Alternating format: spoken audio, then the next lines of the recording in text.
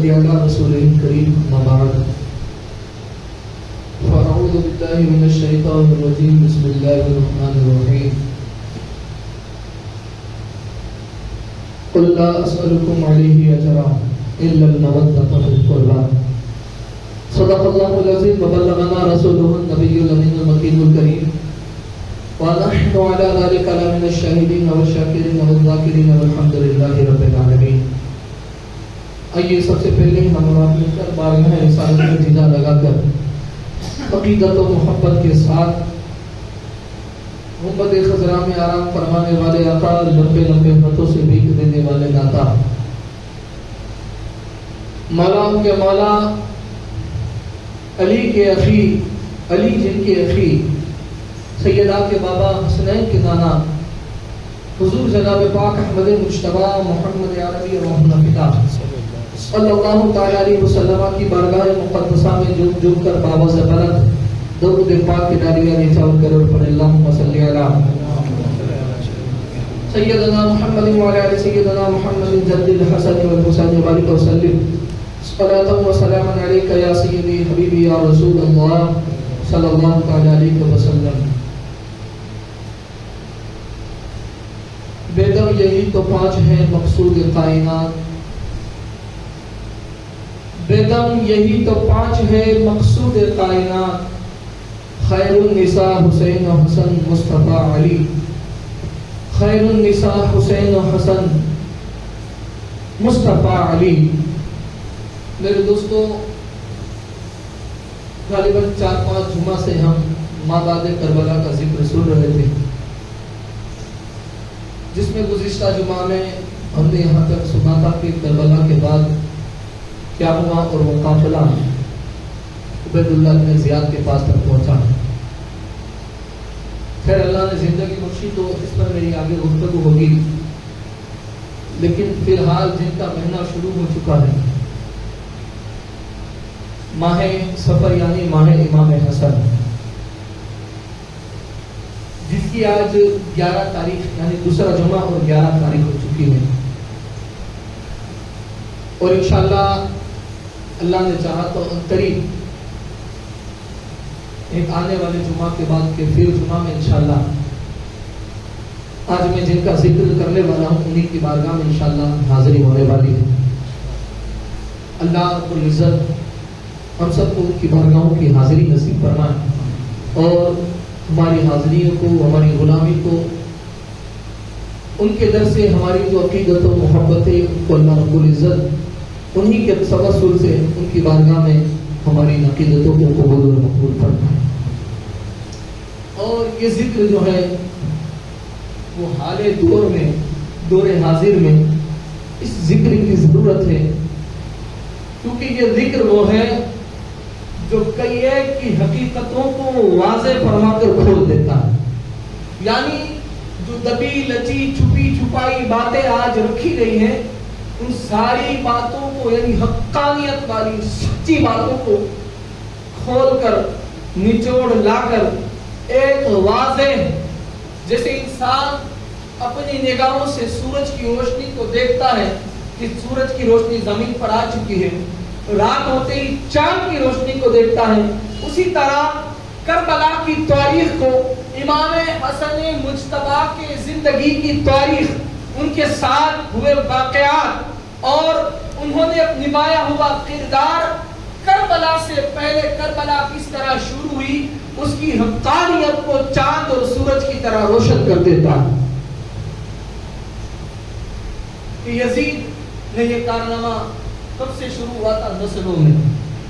پھر اسی طرح اگر امام حسن کی پہلے دیکھے تو مولا کائنات کے دور سے دیکھ لیں کہ بنو امیہ کے جو کارنامے رہے ہیں اور انہوں نے جو کارنامے سر انجام دیے ہیں، یہ حقیقت ہے. اس تاریخ کو آپ اسلام کی کسی بھی تاریخ کو اٹھا کر پڑھ سکتے ہیں، جو جملے حقیقت ہے وہ حقیقت ہے. اگرچہ آج کے دور میں کچھ بہکانے والے اور بھڑکانے والے جتنی بھی وکالت کر لیں، جتنی بھی ان کی تائید کر لیں، یا جتنا بھی ان کو جو کچھ نردوش ثابت کرنا چاہے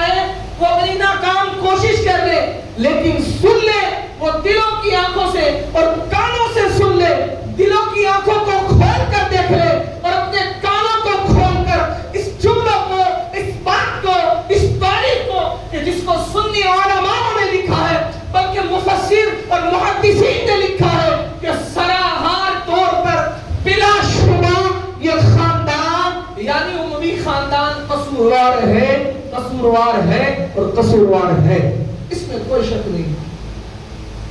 اب پھر تم اس کو خطائے اجتہادی کا نام دو یا حقیقت میں کھلا سچائی بیان کر دو کہ یہ خطا ہے, تو اس میں کوئی شکوک نہ ہوگا. میں ان انتشار پسند مورخ یا اس انتشار پسند خطیبوں سے کہنا چاہتا ہوں, خدا کے لیے یہ تو سوچو, کیا تمہیں مرنا نہیں ہے؟ تم عوام کے درمیان میں بڑی بڑی باتیں تو کرتے ہو, بڑے بڑے جملے کہتے ہو, اپنی زبان سے کچھ حقانیت اس طرح بیان کرتے ہو, یعنی قبر اور حشر کی مناظر اس طرح بیان کرتے ہو کہ جب تمہارے جملے سنے جاتے ہیں تو بڑے بڑے گناہگار کی آنکھیں کھل جاتی ہیں اور ان کی آنکھوں سے بھی اشک نکل آتا ہے. تو میں خدا کے لیے تم سے کہتا ہوں, کیا تمہاری تقریروں کے جملے سننے کے بعد جو لوگ پڑھتے ہیں ان کو اتنا خوف خدا ان پر طاری ہو جاتا ہے کہ ہم قبر میں مر کر بارگاہ خدا میں اور بارگاہ رسول میں کیا جواب دیں گے؟ ہم حشر میں اٹھیں گے تو رسول اللہ کو کیا منہ دکھائیں گے؟ تم یہ جملے بھی کہتے ہو اور انسان اس پر سوچنے پر مجبور بھی ہو جاتا ہے. اس دور کے ایسے انتشار پسند خطیبوں سے میں کہنا چاہوں گا, کیا تمہاری تقریروں کے بعد لوگوں کے دلوں میں یہ خیال اور خوف پیدا ہوتا ہے کہ تم یہ سب جملے بولتے ہو؟ تمہیں اس بات کا خوف اور شعور نہیں کہ تمہیں بھی مرنا ہے, تمہیں بھی قبر میں جانا ہے, تمہیں بھی حشر میں اٹھنا ہے اور رسول اللہ کی بارگاہ میں اپنا منہ دکھانا ہے؟ کیا تمہیں حسین کے نانا کو منہ نہیں دکھانا ہے؟ کیا تمہیں حسین کے بابا کی ضرورت وہاں نہیں پڑے گی؟ کیا تمہیں حسین کی نانی کی وہاں پر ضرورت نہ پڑے گی؟ کیا تمہیں حسین کے بڑے بھائی حسین کے قدموں میں نہ جانا پڑے گا؟ کیا خدا تمہیں حسین کے دشمنوں کو بے قصور ثابت کرنے کے بعد بخش دے گا؟ اور اگر تم ان کے ساتھ اٹھنا چاہتے ہو مجھے کوئی حرج نہیں. تمہاری زبانوں سے میں نے یہ جملے سنے بھی ہیں اور یہ جملے حدیث کے جملے ہیں کہ اللہ کے رسول صلی اللہ علیہ وسلم نے فرمایا, حشر کے دن میدان محشر میں اللہ ہر شخص کو اسی شخص کے ساتھ اٹھائے گا کہ جو جس کے ساتھ محبت کرتا ہوگا. تو بتاؤ, تم یزید کو بے قصور ثابت کر کر ہمارے درمیان تو یہی ثابت کر رہے ہو کہ تم اس سے محبت کرتے ہو. اور اللہ ماشاءاللہ الحمدللہ خدا کا صد شکر, ہم حسین کی غلامی کو کل پسند کرتے تھے, آج پسند کرتے ہیں اور بارگاہ خدا بندی میں یہ دعا کرتے ہیں کہ جہاں تک ہماری نسلیں آباد رہے خدا ان نسلوں کو بھی حسین کا اور اولاد رسول کا سچا اور پکا اور وفادار غلام بنا کر پیدا فرمائے. اب تمہیں جس کی وکالت کرنی ہے کرو, اور یہ سن لینا خدا کا کلام. اللہ رب العزت اپنے کلام میں ارشاد فرماتا ہے, وَقُلْ جَاءَ الْحَقُّ وَزَهَقَ الْبَاطِلُ إِنَّ الْبَاطِلَ كَانَ زَهُوقًا, کہ بے شک حق آیا, سچ آیا, باطل مٹ گیا, جھوٹ مٹ گیا, جھوٹ کو ایک نہ ایک دن مٹنا ہی تھا. اگر تم وقتی طور پر اس کی وکالت کر لو گے تو تمہارا شور شرا دنیا میں ضرور ہو جائے گا اور نذرانے بھی بڑھ جائیں گے, اس سے ہمیں کوئی تکلیف نہیں. لیکن سن لینا یہ تمہارے لیے بھی ہے کہ تمہیں بھی قبر میں جانا ہے اور تیسرے سوال میں مصطفیٰ کو چہرہ دکھانا ہے. تمہیں بھی حشر میں اٹھنا ہے اور سن لو, حشر میں اٹھ کر تم جن سے محبت کرو گے انہی کے ساتھ اٹھایا جائے گا. ہم غلاموں کا عقیدہ بھی سن لو, اور حشر میں ہم حسین کی غلامی کو پسند کرتے ہیں اور وہاں پر حشر میں ان کا کیا مقام ہے وہ بھی سن لو. اللہ کے رسول صلی اللہ تعالی علیہ وسلم نے فرمایا, الحسن والحسین سید شباب اہل الجنہ. آقا علیہ السلام فرماتے ہیں کہ میرے یہ حسن اور حسین جنتی جوانوں کے سردار ہیں. پھر آگے چلیں تو وہی آقا کا فرمان حضرت سیدنا ابو بکر صدیق رضی اللہ تعالیٰ عنہ یہ ہمارے سر کے تاج ہیں. حضرت عمر فاروق اعظم جس کو مصطفیٰ نے عدالت سونپی، ان کی نالین کا سرما ہماری آنکھوں کا تاج ہے. حضرت سیدنا عثمان غنی جس کو آقا نے ذوالنورین تو نور والا کہا، یقیناً بلا شبہ وہ سیدنا عثمان غنی رضوان اللہ تعالی علیہ مجمعین ہمارے سروں کا تاج، ان کی جوتیاں ہمارے سروں پر. وہ بلال جسے ہم کائنات میں وہ مصطفیٰ کے غلام کو ہم سارے غلاموں کا آقا کہتے ہیں، وہ بلال کا سارا احترام، ان کا سارا وقار، ان پر ہماری جانیں نثار ہے. لیکن وہ کہ جو رسول اللہ کے خاندان کا دشمن رہا، بھی وہ چاہے کسی بھی خاندان سے تعلق رکھنے والا ہو، نہ ہمیں ان کے وقار کی کوئی فکر ہے، نہ ان کی محبت کی ہمیں کوئی ضرورت ہے، نہ ان کی ہمیں کوئی ضرورت ہے. ہر وہ صحابی کہ جو رسول اللہ اور رسول اللہ کی بظاہری زندگی کے بعد آپ کی آل کا وفادار رہا، وہ تمام صحابہ ہمارے سروں کے تاج ہیں. اب چاہے تم جو سمجھو، تم جس گروہ میں ڈالو، اس سے ہمیں کوئی فرق نہیں پڑتا. ہمیں تو فرق یہ ہے، ہمیں تو بس سمجھنا یہ ہے کہ ہمیں حشر میں اٹھ کر حضور کی بارگاہ میں پیش ہونا. ہمیں کہاں تم سے کوئی حساب ہے، ہمیں تم سے کوئی لین دین نہیں. ہم تو کل بھی مصطفیٰ جان رحمت اور ان کے خاندان کے غلام تھے، آج بھی ہیں، اور انشاءاللہ بارگاہ الہی میں دعائیں کہ ہماری آنے والی نسل بھی ان کے در کی غلام اور خودتی رہے. حضرت سیدنا ابوبکر صدیق، میں مختصر میں جملے بتا رہا ہوں چند منٹوں میں. امام حسن کی شان مجھے بیان کرنے، اس لیے یہ بات واضح کرنا ضروری تھا، کیونکہ دور حاضر کے پرفتن دور میں فتنہ خوروں کو اور بڑے بڑے خطیبوں کو سنتے اور دیکھتے ہیں کہ کس حد تک ایک بدبخت نے آج سے 2-3-4 سال پہلے اس کے باپ کی تائید کی تھی، پھر ایک بدبخت سید کے نام سے آیا جو اس کے بیٹے کی تائید کر رہا ہے. یہ نہ سمجھنا کہ خاموش رہیں گے. کربلا میں وہ ایک گھر میں آ کر اپنی وفاداری کا ثبوت دیا تھا اور اپنی جان کو نثار کر دیا تھا.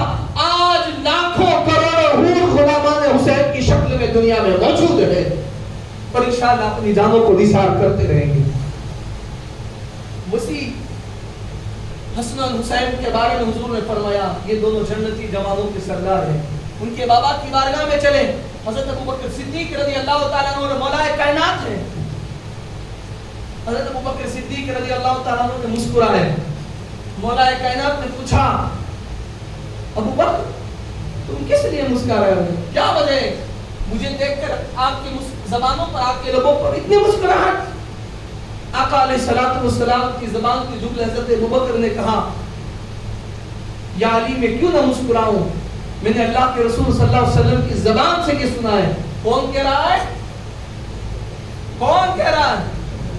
خلیفۃ المسلمین، امیر المؤمنین، امیر المؤمنین، خلیفہ اول، جن کو خلافت میں آقا نے اول درجہ عطا کیا ہے خلافت میں، وہ ابوبکر کہہ رہے ہیں کہ علی میں نے حضور کی زبان سے سنا ہے کہ لوگوں کو جنت کا ٹکٹ علی بانٹیں گے. آج تم یہ افضل و افضل کر کر لوگوں میں انتشار پیدا کرتے ہو، لوگوں کو بہکاتے ہو، امت میں فتنہ اور فساد برپا کر رہے ہو. سنو ان کی محبت یہ ہے. حضرت ابوبکر صدیق رضی اللہ تعالیٰ عنہ نے کہا علی میں نے اللہ کے رسول کی زبان سے سنا ہے. حضور نے فرمایا جنت کا ٹکٹ علی بانٹیں گے. جیسے ہی حضرت ابوبکر صدیق رضی اللہ تعالیٰ عنہ کے ان جملوں کو سنا، مولا کائنات بھی مسکرا دیے. مولا کے لبوں پر مسکراہٹ آ گئی. حضرت ابوبکر نے پوچھا یا علی آپ کے لبوں پر اس طرح کی مسکان کس لیے؟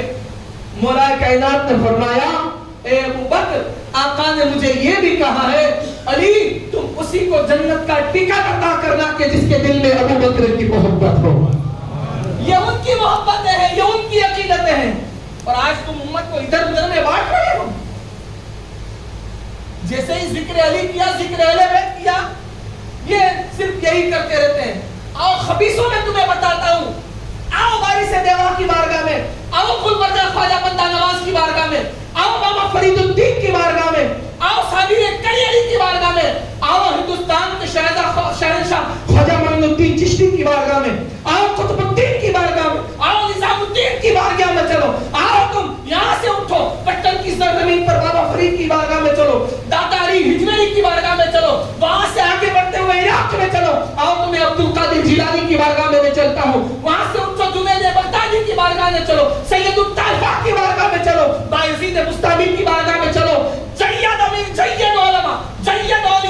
جید جن کا کلام یہ کلام تھا کہ ان کی زبان سے نکلے تو خدا جن کو اپنا کلام کہہ دیتا تھا. ارے ان لوگوں کی بارگاہ میں چلو کہ کس کا ذکر زیادہ کرتے تھے اور ذکر اہل بیت کیا ہے, تو ان تمام اللہ والوں کی, ہم مولویوں کی نہیں, ہم اللہ والوں کی سنیں گے, ہم پیروں کی سنیں گے, ہم سچوں کی سنیں گے. تو ان کی بارگاہ میں جب ان صوفیاؤں کی بارگاہ میں چل کر پڑھتے ہیں تو ان کی کتابوں نے ہر جملوں میں پہلے جملے اہل بیت کی محبت کے نظر آتے ہیں. اور کسی اللہ والے سے پوچھا تھا کہ اہل بیت کا ذکر کیا ہے, کہا کہ میں ہر دم ان کا ذکر کیوں نہ کروں, کہا اس لیے کرتے ہو, کہا میں ہر دم ان کے نام کا دم اس لیے بھرتا ہوں اور ان کا ذکر اس لیے کرتا ہوں کہ یہی ذکر ان کے نام کا دم بھرنا بروز محشر نجات کا ذریعہ بن جاتا ہے. اور اہل بیت کا ذکر صرف ذکر نہیں ہے, اس لیے خصوصاً اللہ والے بھی کرتے تھے کیونکہ اللہ رب تبارک و تعالی, اللہ کے رسول صلی اللہ علیہ وسلم نے اہل بیت کے ذکر کو عبادت قرار دیا ہے نا.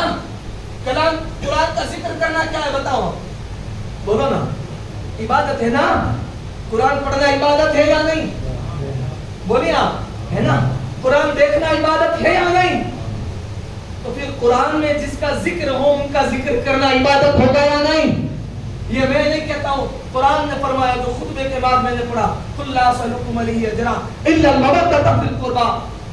اے محبوب تم فرما دو, امتیوں سے تم فرما دو, محبوب تم فرما دو, میرے صدقے میں تمہیں سب کچھ ملا, زمین آسمان چاند سورج نماز روزے زکات قرآن یہ سب کچھ, اس کا بدلہ قیمت نہیں چاہتا. کہا یہ سب کچھ محبوب تمہارے صدقے میں لوگوں کو دیا لیکن تم اس کا بدلہ قیمت نہیں چاہتے. کیا چاہتے ہو, الا المودۃ قربا, چاہتا ہوں تو صرف یہی کہ میری اہل بیت سے محبت کرو. اور حجۃ الوداع کا وہ خطبہ کہ جس میں اللہ کے رسول صلی اللہ علیہ وسلم نے یہ واضح فرما دیا کہ تم ہر دور میں اپنا ایمان بچانا چاہتے ہو, کیونکہ میرے آقا اللہ رب العزت کے فضل سے وہ اور کریم آقا ہے ہمارے نبی کہ جسے اللہ نے دنیا کے پیدا ہونے سے پہلے یعنی دنیا کے قائم کرنے سے لے کر دنیا کے فنا ہونے تک کا سارا علم عطا فرمایا. بولو اس میں شک ہے کسی کا, کسی کا شک نہ ہوگا. وہ کریم رسول جانتے تھے کہ ایک دور ایسا آئے گا کہ لوگ ایسی ایسی باتیں کریں گے اور گستاخان رسول, گستاخان اہل بیت یعنی میرے اہل بیت کے غداروں کی وکالت کریں گے. اس لیے اللہ کے رسول نے اپنی امت کو راہ پر رکھنے کے لیے, ہدایت پر رکھنے کے لیے, بھٹکتے ہوئے بچانے کے لیے فرما دیا, اے لوگوں تم ادھر ادھر مت گھومنا, میں تمہارے درمیان صرف دو چیزیں چھوڑ کر جا رہا ہوں, ان دونوں کو تم پکڑے رکھنا, تمہیں کوئی گمراہ نہیں کر سکتا. صحابہ نے عرض کیا یا رسول اللہ کون سی دو چیزیں, امت جان لے. آقا نے فرمایا دو چیزیں ظاہر میں بھی اور باطن میں بھی پکڑے رکھنا. کہا کیا, کہا کتاب اللہ اور اطرت اہل بیت, ایک اللہ کا کلام قرآن پاک اور دوسری میری اہل بیت. جو ان دونوں کو مضبوطی سے تھامے رکھے گا اسے کوئی گمراہ نہیں کر پائے گا. تو ایسے انتشار پسند مولوی سن لے, آج ہم نے ان دامنوں کو تھام رکھا ہے. ہم کل بھی جیسے حر اور ان سے پہلے حضرت ابوبکر عمر, عثمان غنی, حضرت بشر جیسے, حضرت ہریرہ جیسے, سلمان فارسی اور بزر قمر جیسے صحابی جو آقا کی ذات پر, اپنے آقا کی نالین پر اپنی جانوں کو فدا کرتے تھے, آج ہم اسی صحابہ کی سنت ادا کرتے ہوئے, اس رسول اللہ کے غلاموں کی سنت ادا کرتے ہوئے, ہمارے ان آقاؤں کی سنت کو ادا کرتے ہوئے ہم بھی آج تک اور قیامت تک رسول اللہ کی یاد پر اپنی جانوں کو نثار کرتے رہیں گے. کرتے تھے, کرتے ہیں اور کرتے رہیں گے. بس اللہ رب العزت ہم سب کو نبی اور آل نبی سے سچی محبت عطا فرمائے. ہمارا ایمان بھی حسینی ہے, ہماری جان بھی حسینی ہے, ہمارا کردار بھی حسینی ہے, ہمارا عمل بھی حسینی ہے. اگر حسینی نہیں تو اس کا سب کچھ یزیدی ہے. بس اللہ ہمیں حسینیوں میں شامل فرمائے اور حسینی جذبے کے ساتھ, حسینی ایمان کے ساتھ زندگی اور حسینی ایمان کے ساتھ موت نصیب فرمائے.